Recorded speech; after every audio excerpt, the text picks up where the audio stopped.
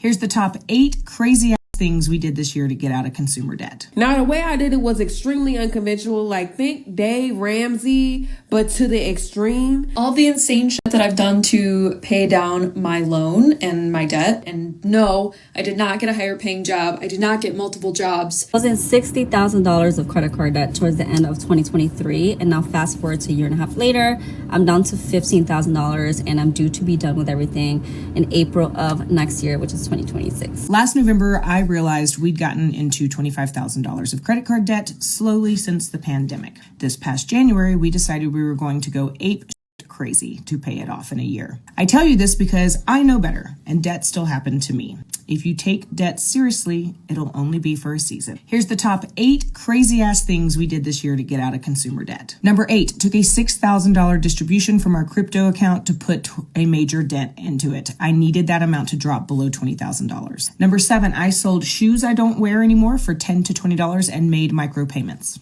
Number 6, I used any extra hustle money to make payments. Number 5, I stopped all self-care procedures, facials, pedis, waxing, and put all the money I would have spent on that towards payments. Number 4, I went through my jewelry box and took everything I don't wear anymore to get appraised. I just sold a set of beautiful pearls for $1,600, and I have some more gold to sell as well. Number 3, I used my mileage reimbursement monthly money to make payments. Number 2, I used my holiday bonus as a chunky payment. And number 1, I saved $1,000 in our Acorns account for Christmas, and I'm using $600 of it as a payment instead of buying gifts for people. The only ones getting gifts from us this year are our kids. We will be debt-free in January 2026. That's $25,000 in 12 months. That's on average an extra $2,100 a month that we scrounged and paid. So they went pretty scorched earth, and I love it. Now, what sticks out to me out of her crazy ways that she paid off her debt is that she had a lot of assets that helped speed track it, or fast track it rather. Her $6,000 crypto distribution, which I'm assuming she paid taxes on that she didn't mention. So I don't know if it was $6,000 after taxes or $6,000 before the taxes. I don't know how that worked. Nonetheless, there was that. She had the pearls. That's an asset. Jewelry is an asset. And she used that to get, what, $1,200, she said? So there's another big asset, another big chunk. Clearly what she does for a living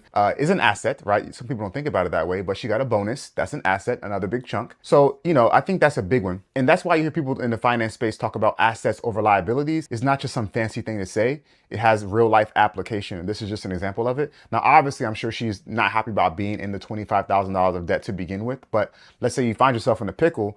If you have assets you can sell, then you're gonna be better off. But of course, you never wanna sell the principal, that's the thing. Anyway, that's a whole other video. Nonetheless, that's what the main takeaways were for me. And the last one I really love is that she's only getting gifts for their kids. I'm on that same wavelength. Adults, why am I buying you a gift? Go buy it yourself.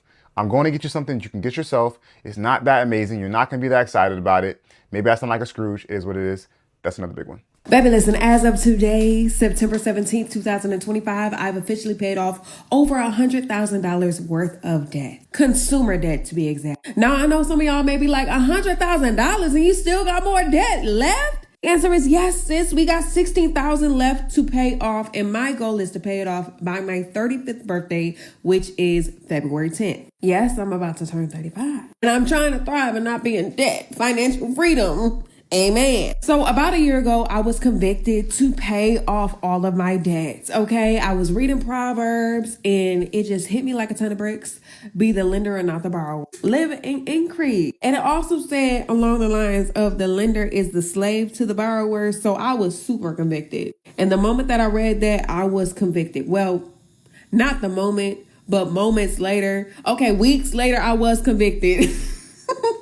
To pay off the debt. Now, the way I did it was extremely unconventional. Like, think Dave Ramsey, but to the extreme. Like, I stopped getting my eyebrows done, stopped getting my nails done, stopped getting my toes done, all that type of things to cut corners. And I stopped getting my hair done. I downgraded my car. Listen, it's a lot. It's a lot. And just know that a year is going to pass anyway. 2 years is going to pass anyway. Why not take that time? It's a blip in your life to reset. So that's why it's called the Starting Over Club. We starting over. We starting over. We starting over. In the comment section, guys, let me know on average how much it costs to get those things done. Nails, toes, eyebrows, hair. Now, I know hair can cost a lot of money. I mean, I know braids can cost upwards of $200, $300, $400. So I know that's expensive. Because I hear stuff, I'm like, how extreme is it to cut these things out? And how much are you really saving? So let me know in the comment section, because obviously I don't get my nails done or my hair done or any of that.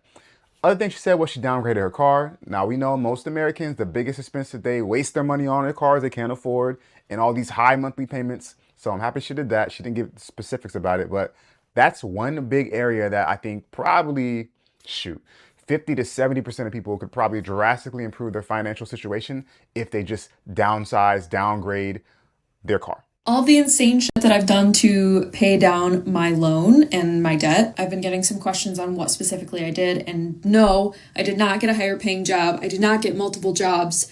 I actually quit the 3 jobs that I had, and I only have 1 lower paying job. So here's what I did. Here's all the insane shit I did. Not everyone has the privilege to do these. I understand they are unhinged. Please, no bean soup theory comments. I don't want to hear it, okay? I'm giving you the real shit that I did.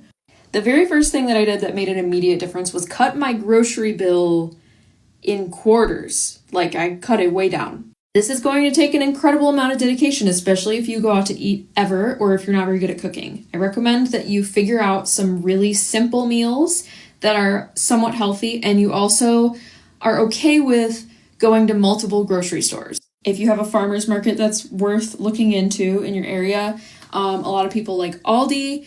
Sometimes there are bigger, more expensive grocery stores that have really good deals on just eggs or just one item, and I will definitely do trips to just get one thing at certain grocery stores. Never underestimate the Dollar Tree, especially for little snacks and things. When I'm telling you, we used to spend probably close to $200 a week for 2 adults on groceries, and now it is less than half of that, and that's on a week where we get more than we usually would. This takes an insane amount of prep, an insane amount of cooking. If you work 17 million jobs, you don't have the privilege of doing this. The next one. Before she gets to the next thing, because this is kind of a long video, I want to say so far this is not that unconventional or extreme as she says. Now, she made some good points that, for example, I work from home, so I have more time to cook. I have more flexibility to run to the kitchen and grab something. So eating from home is more practical for me. Let's say you're someone who works a job where you're constantly on your feet and your hands are busy. Say you're a barber. My barber the other day was talking about how he wants to eat more food, but he can't necessarily do it because what time does he really have besides his break, right? So it all depends on your personal situation. So that's a big one. But obviously, what I say, the big 3, where you live, what you drive, what you eat. So she's already knocked out one of those. Nobody's going to like that I'm going to say this, but you have to cut down your subscriptions. You have to get rid of all of them. Oh, but I'm going to keep my Netflix and my Hulu and my HBO, obviously, and those are just a few dollars a month. No, do you realize that Hulu has gotten up to almost $30 a month?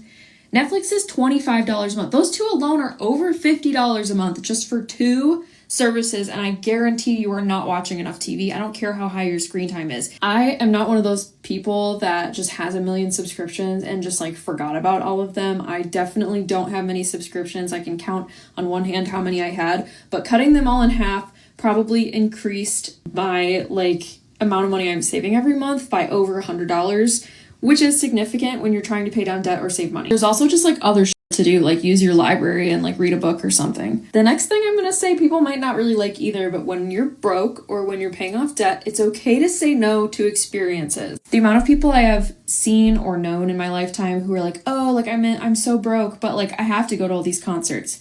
You do not have to go to the concerts. Unfortunately, the concerts might have to wait. I cannot remember the last time I have been to a concert and I survived. It's okay. We also have an extremely low, extremely tight budget every month for the amount of times that we can go out to eat with friends or something. There are definitely months where it is tight enough that we do not have any budget left to do these things. I promise you that if you have friends that actually care, they will be okay with not spending money and doing a small outing at home or a home cooked meal in somebody's space or something like that. Craft night. I don't know. There's creative ways to do it. I promise you that your friends probably wouldn't even mind saving the money as well.